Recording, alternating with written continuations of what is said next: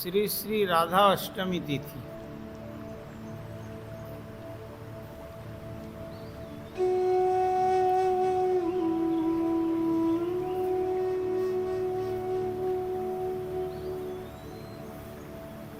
এই কয়েকদিন পূর্বে শ্রীকৃষ্ণ জন্মাষ্টমী প্রতিপালিত হয়েছে।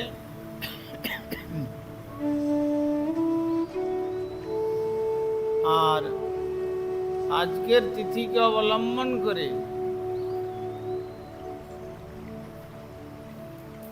শ্রী ভগবানের লাদিনী মূর্তি, ভগবানের যে সচ্চিত আনন্দ বিগ্রহ, তার লাদিনী শক্তিকে তিনি আজকে প্রকট করেছিলেন।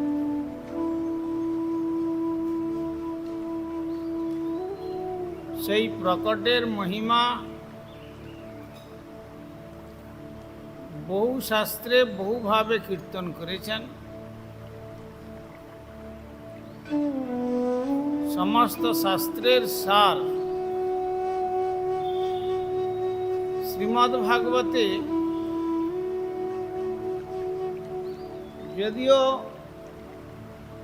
অজ্ঞ মানুষেরা তারা বলেন যে গৌড়ীয় মঠ রাধারানীকে কোথায় পেলেন, ভাগবতে তো রাধারানীর নাম নেই। কিন্তু আমাদের পরম গুরুদেব শ্রীল প্রভুপাদ বললেন, যদি বিচার করে দেখা যায় শ্রীমদ্ ভাগবতের সৌন্দর্য যে 18,000 শ্লোক, সেই 18,000 শ্লোকের সমস্ত সর্বত্রই রাধারানীর নামেতে প্রকাশ করা হয়েছে। তবে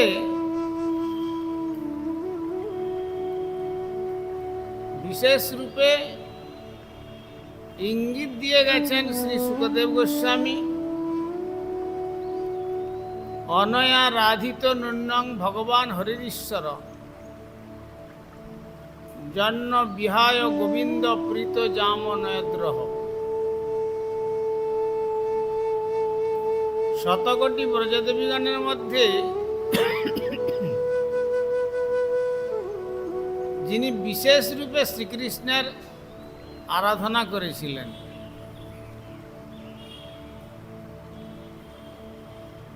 রাধ ধাতু থেকে আরাধনা শব্দ উৎপন্ন হয়েছে।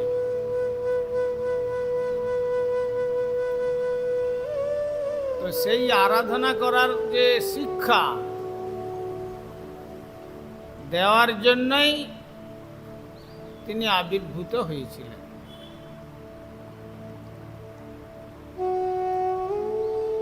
ব্রহ্মবৈবর্ত পুরাণের মতে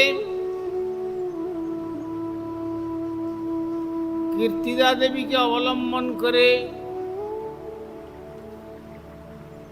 তিনি একটি ডিম্ব প্রসব করেছিলেন। ক্রতু মুনির সেখানে বিশেষ নির্দেশনাতে তারা কাত্যায়নী দেবীর উপাসনা করেছিলেন। তো উপাসনাতে বললেন যে যাও তোমরা যমুনাতে গিয়ে স্নান করো, স্নানেতে যমুনাতে যা পাবে তাকেই নিয়ে যাবে, তোমাদের মনোবাঞ্ছা পূর্ণ হবে। যখন ব্রতান্তে যমুনায় স্নান করতে এসছেন, তখন দেখছেন যে একটি সুবর্ণের মতো কন্যা একটি পদ্মের মধ্যে রয়েছেন, আর সেই পদ্মটি বারবার ওদের স্নানের কাছে চলে আসছে। যখনই ওরা যমুনাতে স্নান করতে যাচ্ছেন, বিশেষ করে কীর্তিদা দেবীর কাছে এসে যাচ্ছেন, তখন বৃষভানু রাজা বললেন যে দেখো, কাত্যায়নী দেবী যে কথা বলেছিলেন, তাহলে ওই পদ্মটিকে নিয়ে চলো, তাতেই মনে হয় আমাদের মনোবাঞ্ছা পূর্ণ হবে। তো সেখানে সেই পদ্মকে যখন নিয়ে আসলেন, ঘরে এসে দেখলেন যে পদ্মের মধ্যে, পদ্মের যে কোরক মধ্যস্থল অতি সুকোমল, সেই সুকোমল পদ্মের পাপড়ির উপরে শায়িত আছেন একটি কাঁচা গলিত সোনার রূপে, কেউ নিন্দিত করে দিতে পারবে এমন রূপ।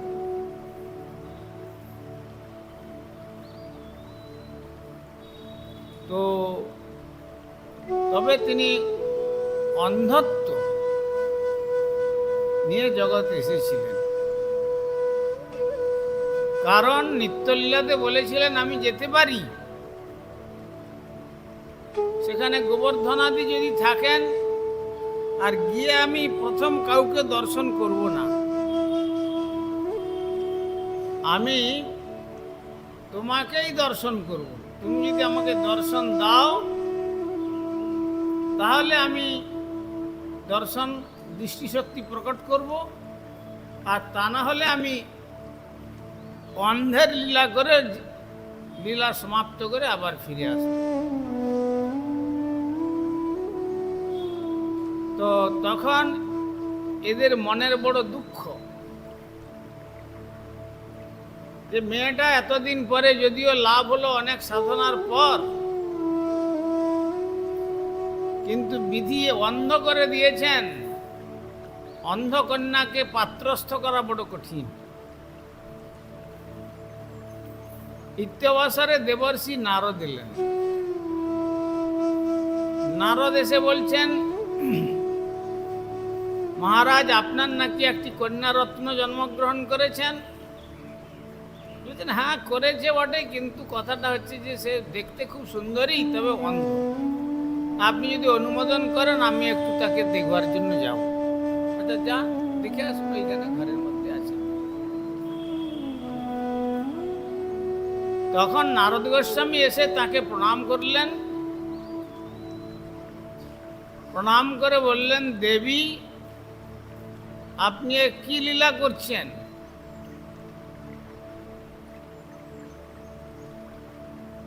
তো সুতরাং আপনার এই অন্ধত্ব লীলা প্রকট করলে শ্রীধাম বৃন্দাবনে যে উৎকর্ষ, তার প্রকাশ হবে না। তখন তিনি তার মনের কথা বললেন।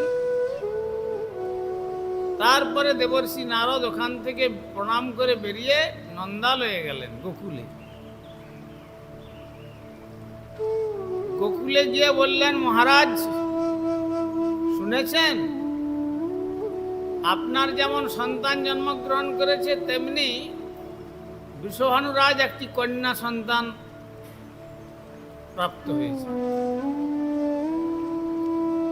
তবে এত তার অঙ্গের কান্তি, রূপের ছটা এ ত্রিভুবনে নাই। তো আপনার গোপালকে নিয়ে আপনারা একবার যান, দর্শন করে আসুন। নন্দ বাবার সঙ্গে বৃষভানু রাজের সখ্যত্ব ভাব ছিল। তখন শকটে আরোহণ করে মা যশোমতী গোপালকে নিয়ে নন্দ বাবা প্রমুখ গোকুল থেকে সকলে রাভেলে এলেন। আর মা তখন যশোমতী গোপালকে কোলে নিয়ে যখন সেই কন্যারত্ন যে ঘরে শায়িত আছেন সেইখানে গেলেন, তখন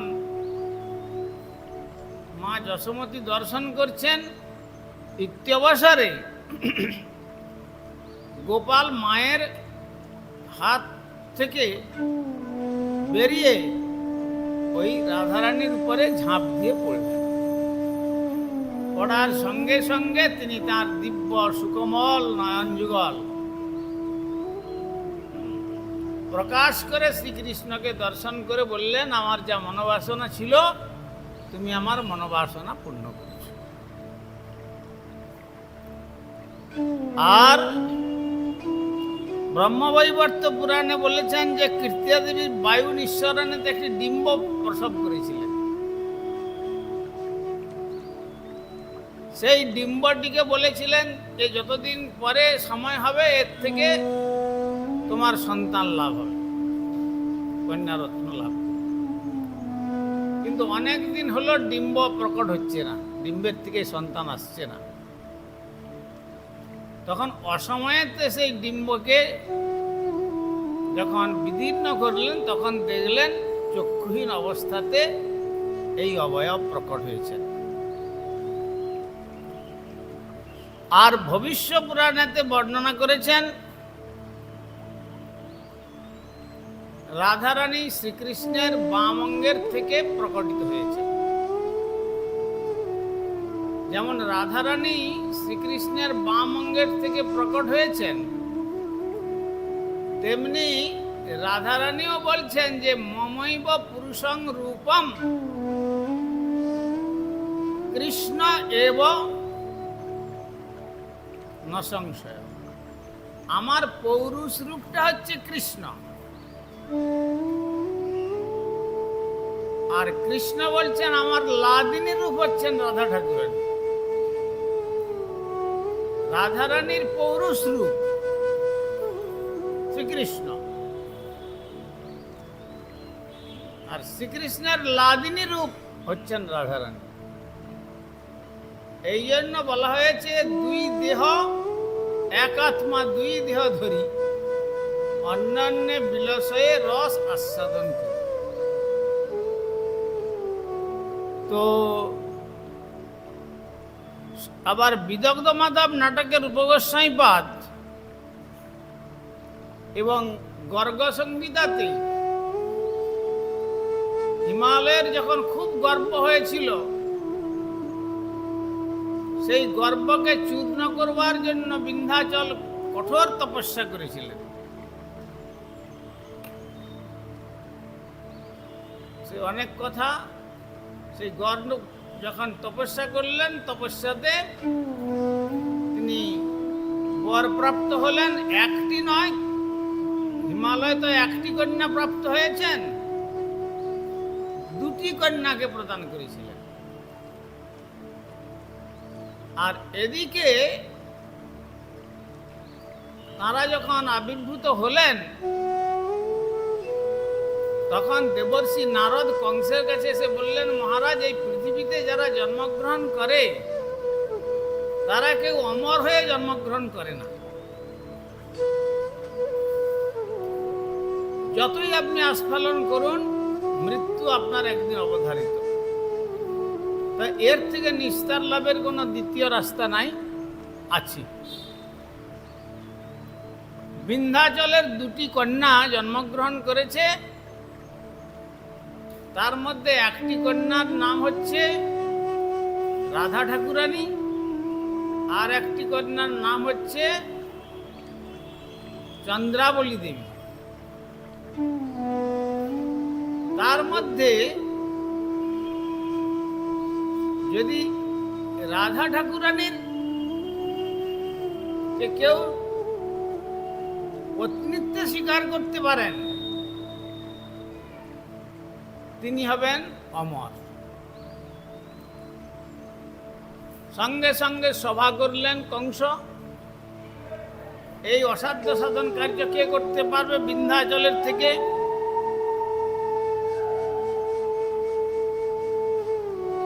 পুতনা বলছে কোনো চিন্তা নাই মহারাজ, আমি নিয়ে আসবো। একটি নয়, দুইটি কন্যাকেই নিয়ে এসে আপনাকে দেব। এই জন্য মায়াবী হয়ে আকাশপথে বিন্ধ্যাচলের কাছে তাদের চোখকে আড়াল করে দুইটি কন্যাকে আকাশ মার্গে তুলে আনছেন। আর যখন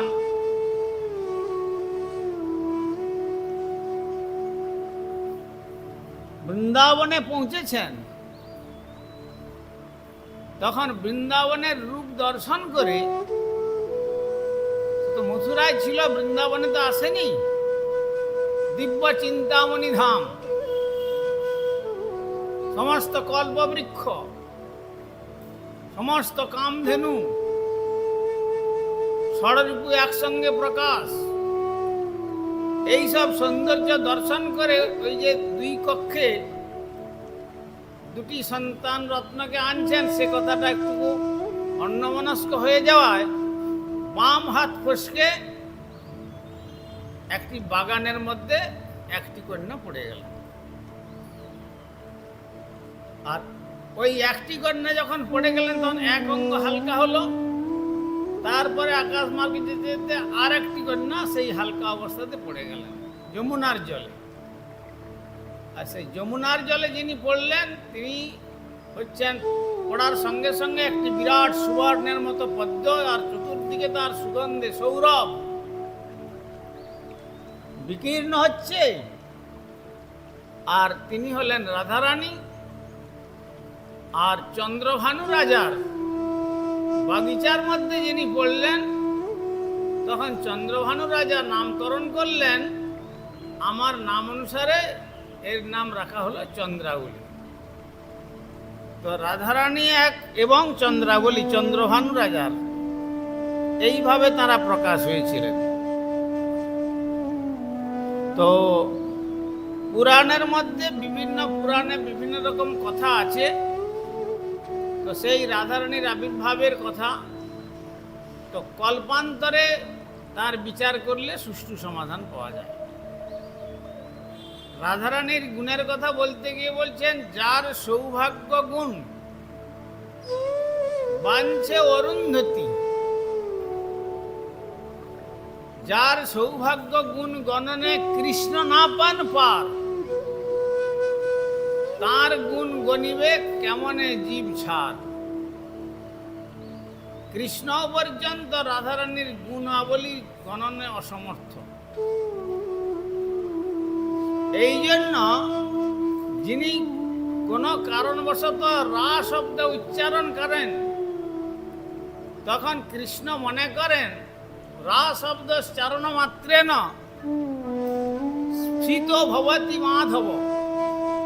মাধব উৎকর্ণ হয়ে স্ফীত হয়ে যান যে এরপরে নিশ্চয়ই ধা শব্দ উচ্চারণ হবে। আর যদি কেউ রা শব্দের পরে ধা শব্দ উচ্চারণ করেন, তার পশ্চাৎ পশ্চাৎ ধাবিত হন কৃষ্ণ। তাহলে এখানে যখন রাধা শব্দ উচ্চারণ হয়েছে, তাহলে এখানে রাধারানীর গুণমহিমা শ্রবণ কিছু আমি লাভ করতে পারব।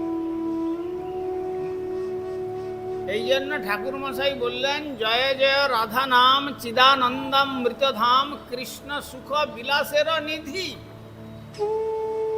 যিনি যত সুখ লাভ করুন না কেন, যদি তার মনের দুঃখ থাকে, তার যেমন সুখ হয় না, তেমনি কৃষ্ণ সর্বাবতারী লীলা পুরুষোত্তম হলেও তিনি অসুখী থাকেন রাধা বিহনে। তাই সেখানে পদকর্তা বললেন, কৃষ্ণ সুখ বিলাসের নিধি, হেন রাধা গুণগান না শুনিল মোর কান, বঞ্চিত করিল মোরে বিধি। এমন রাধারানীর গুণগান করতে যাদের হৃদয়েতে আনন্দ জাগে না, জানতে হবে যে তার বিধি তার বাম, ভাগ্যমন্দ। রাধা নাম গানেতে কি পাওয়া যায়? নর্ত ঠাকুর তাও বললেন, রাধা কৃষ্ণ নাম গানে ভাই রাধিকা চরণ পাই। কৃষ্ণ নাম যে কীর্তনের কথা আমরা বলি, কৃষ্ণ নাম কীর্তন করলে কৃষ্ণ নামের ক্ষমতা হচ্ছে রাধারানীর চরণকে প্রাপ্ত হওয়া। আর যদি কেউ রাধা নাম কীর্তন করতে পারেন, তাহলে রাধা নাম গানে কৃষ্ণচন্দ্র। তাহলে রাধারানীর নাম গান করলে কৃষ্ণচন্দ্রকে পাওয়া যাবে। সংক্ষেপে কহিলু কথা, ঘুচাও মনের ব্যথা, দুঃখময় অন্য কথা দ্বন্দ্ব। সুতরাং এই রাধা তত্ত্বের মহিমা জগতের মানুষ জানে না, অজ্ঞ, অল্প মেধা সম্পন্ন বলে কিছু কিছু সম্প্রদায় তারা রাধারানীর তত্ত্বকে স্বীকার করতে চায় না, কিন্তু রাধারানীকে বাদ দিলে কৃষ্ণ মণিহারা ফণির বধ, যে সর্পের মণিটাকে তুলে নেওয়া যায়, সে সর্প যেমন অন্ধ হয়ে যায় আর হাঁটতে পারে না, তেমনি রাধারানীকে বাদ দিলে কৃষ্ণ আধা, আবার শ্রীকৃষ্ণকে বাদ দিলেও রাধারানী আধা। একম এব সচ্চিদানন্দ রসাদি রূপম তত্ত্বং দ্বিধা আবির্ভূতম। এক তত্ত্ব তিনি দুই রূপে আবির্ভূত হয়েছেন, চৈন্য চনক ন্যায়। রূপ গোস্বামী পাদ বলে, একটা ছোলা যেমন খোসার দ্বারা আবৃত থাকে, তাকে জল দান করলে তারপরে যেমন সে যথাসময়ে মাটিতে রাখলে অঙ্কুর হয়, কিন্তু ওই খোসাটাকে যদি ফেলে দেওয়া যায়, দুটো অংশ পৃথক করলে যেমন অঙ্কুরোদ্গম হয় না, তেমনি রাধারানী এবং কৃষ্ণ একই তত্ত্ব, কিন্তু রসাস্বাদনের জন্য দুই রূপে নিজেকে বিভাজন করেছেন। তাই রাধারানীর আজকের দিনে যে বিশেষ প্রকাশ, যদিও আমাদের পরম গুরুদেব শ্রীল প্রভুপাদ তখন প্রথম গৌড়ীয় মঠ স্থাপন করে অনেক কিছু বিধি নিয়ম হালকা করে গিয়েছেন, যেমন আমরা শুনেছি জন্মাষ্টমীতে মধ্যরাত্রির পরে কেন এত কষ্ট হবে, পুষ্পাঞ্জলি দিয়ে সকলে প্রসাদ পেত। গৌর পূর্ণিমাতে সন্ধ্যাবেলা পুষ্পাঞ্জলির পরে সকলে প্রসাদ পেতেন। রাধা অষ্টমীতে মধ্যাহ্নকালীন পর্যন্ত থেকে তারপরে প্রসাদ পেতেন। এখনো রয়েছে অনেক জায়গাতে, কিন্তু এখন জন্মাষ্টমী বা রামনবমী বা নিত্যানন্দ ত্রয়োদশী, নৃসিংহ চতুর্দশী, এ সবেতে এখন অনুকল্পের ব্যবস্থা থাকে, কিন্তু রাধা অষ্টমীতে শ্রীধাম বৃন্দাবনে যেহেতু রাধারানীর স্থান, ভগবান শ্রীকৃষ্ণ রাধারানীর সেবাতে সন্তুষ্ট হয়ে তিনি রাধারানীকে বৃন্দাবনের ঈশ্বরী করেছিলেন। আর সেইখানে রাই রাজা করে যখন দিলেন, তখন ভগবান শ্রীকৃষ্ণ কোটওয়ালের রূপ ধারণ করে দ্বারদেশে সেবা করছিলেন রাধারানী। আমরা প্রবোধানন্দ সরস্বতী চরণের যদি রাধারস সুধানিধি গ্রন্থ আস্বাদন করি, তার মধ্যে এই লীলা বিস্তারিতভাবে বর্ণিত হয়েছে। তো এই হচ্ছেন সেই রাধা তত্ত্ব। তাই শ্রীধাম বৃন্দাবনে সকলেই রাধারানীর কৃপা লাভ করবার জন্য, কেন রাধারানীর কৃপা এত বড় যে বিনা রাধা প্রসাদে না কৃষ্ণ প্রাপ্তির ন জায়তে। রাধারানীর কৃপা ছাড়া কেউ কৃষ্ণকে লাভ করতে পারবে না। এই জন্য ভক্তিনাথ ঠাকুর বলেছেন, যেমন আতপ রহিত সুরজ নাহি মানি, রাধা বিরহিত মাধব নাহি জানি। মানে তাপ ছাড়া যেমন, আলোক ছাড়া যেমন সূর্যের অস্তিত্ব আমি স্বীকার করি না, তেমনি রাধারানী ঠাকুরানীকে বাদ দিয়ে আমরা কেবল মাধবের উপাসনা করি না। যারা কেবল রাধারানীকে বাদ দিয়ে কৃষ্ণের উপাসনা করেন, তারা হচ্ছেন অহংগ্রহ উপাসক। শক্তিকে মানলাম না, শক্তিমানকে মানলাম। শক্তিমানেরই তো শক্তি, তাই তো তাকে বলা হয়েছে শক্তিমান। আর তার শক্তিকে যদি না মানা হলো তাহলে শক্তি মানকে আর কি করে মানা হবে? এই জন্য মাধবেন্দ্র পুরীপাদ তিনি কেবল গোপালের উপাসনা করেছিলেন, কিন্তু রাধারানীর তত্ত্ব সম্বন্ধে এই মধ্বাচার্য তিনি সেই কথা প্রকট করে যাননি। কিন্তু পরবর্তীকালে চারজন আচার্য, বিশেষ করে শ্রী চৈতন্য মহাপ্রভু কৃপা করে রাধারানীর তত্ত্ব জগতে নিজে বিশেষভাবে প্রকটিত হয়ে জগৎকে কীর্তন করে গেছে। সেই জন্য এইখানে যাতে রাধারানীর কৃপা লাভ করা যায়, শ্রীধাম বৃন্দাবনে 84 ক্রোশ ব্রজমণ্ডলে প্রায় সমস্ত ভক্তগণ আজকে রাধাষ্টমীতে তারা ব্রত করেন, করে আগামী করল প্রাতে সূর্যোদয়ের পর ব্রত ভঙ্গ করেন। তাই আমি বলেছিলাম যে তোমরা যে যা পারো করো, যদি পারো তোমরা ব্রত করতে পারো, না করলে মধ্যাহ্নে প্রসাদ পেতে পারো। তো যাই হোক, অনেক ভজনানন্দী মহাত্মাগণ সেই ব্রত করেন। আর সেই ব্রত সম্বন্ধে ভগবান নিজে বলছেন, একাদশ্যাং সহস্রেণ যৎফলং লভতে নর রাধা জন্মাষ্টমী পুণ্যং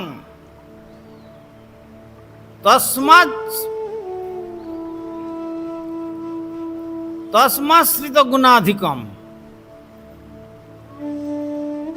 100 একাদশী ব্রত করলে যে ফল নর লাভ করতে পারে, একাদশ্যাং সহস্রেণ, সমস্ত ব্রতের মধ্যে একাদশী হচ্ছেন শ্রেষ্ঠ ব্রত, আর 1000 একাদশী ব্রত ফল করলে যে ফল পাওয়া যায়, আর শ্রী রাধাষ্টমীর উদ্দেশ্যে যদি কেউ ব্রত পালন করেন,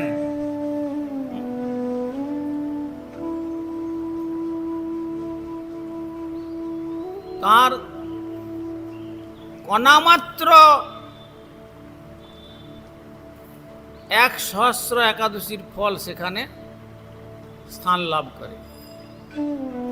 মানে 100 একাদশীর ফল যেখানে কণামাত্র হয়ে যায় এক রাধা অষ্টমীর ব্রতেতে।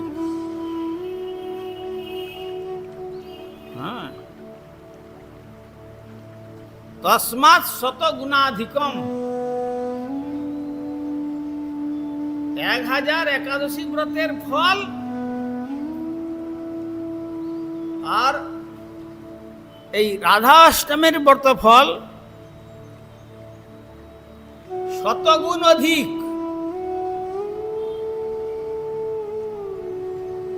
তাহলে রাধা অষ্টমী ব্রত কত বড় তাৎপর্যপূর্ণ।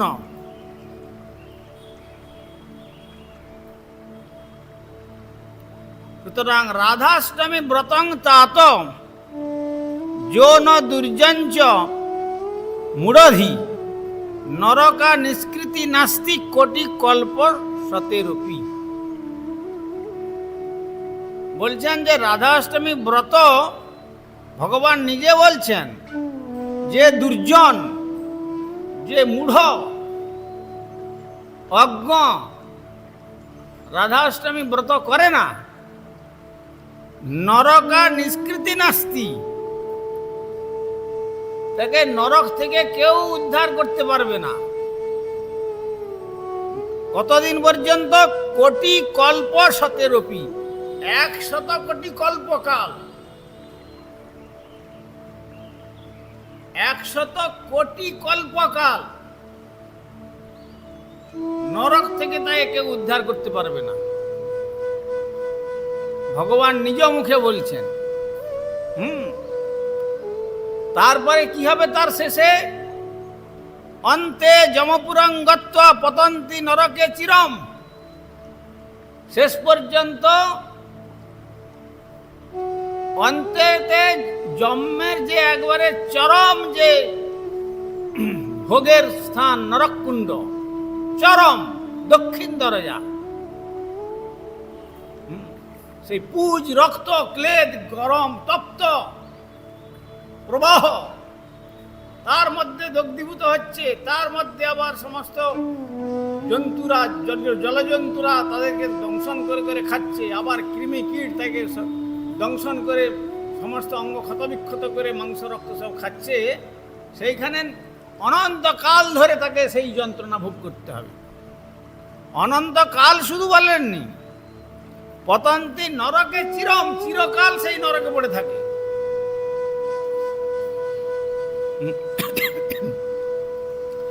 অন্তে যমপুরং গত্বা পতন্তি নরকে চিরম, কদাচিৎ জন্ম চাসদ্য পৃথিব্যাং।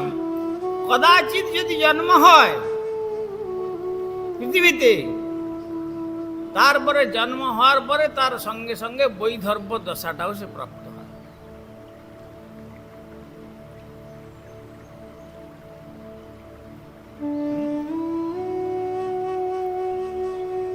সুতরাং এই বৈধর্ব দশাতে তার চিরজীবন কেবল দুঃখই দুঃখই লাভ হয়।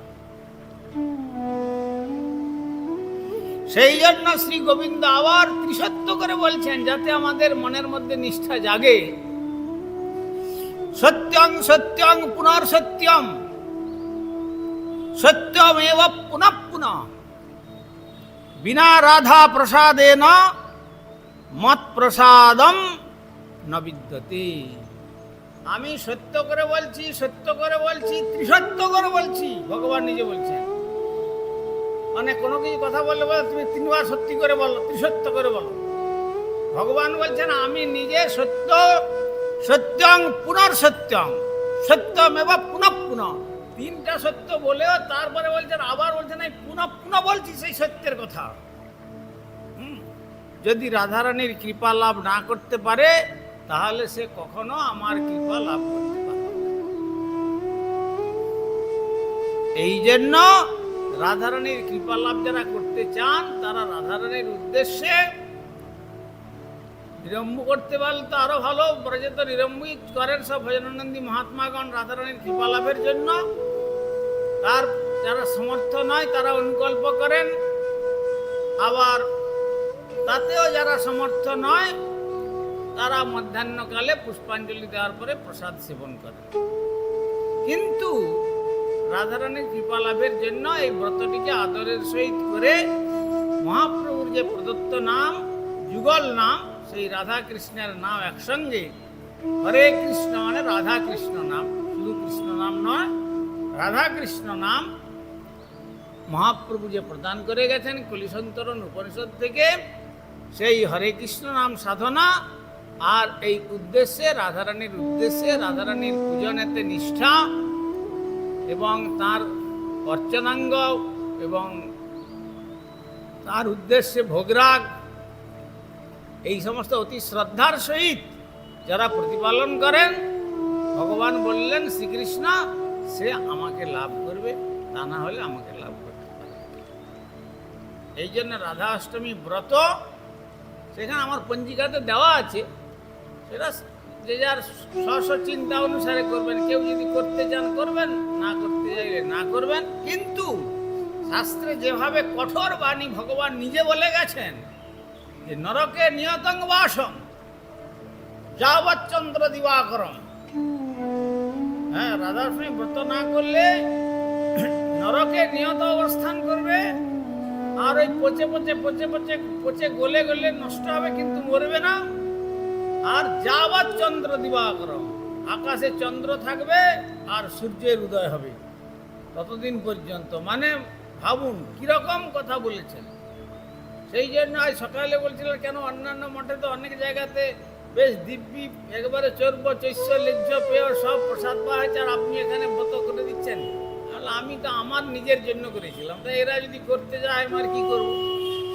সেই জন্য যাই হোক, সেইভাবে রাধাচরণ নিষ্ঠা রেখে ভগবান শ্রী গোবিন্দকে প্রসন্ন করবার জন্য যে রাধারানীর চরণ পর্যন্ত গোবিন্দ প্রার্থনা করছেন দেহিপদ পল্লব মুদারম গীত গোবিন্দ মহাকাব্যতে জয়দেব গোস্বামীকে দিয়ে।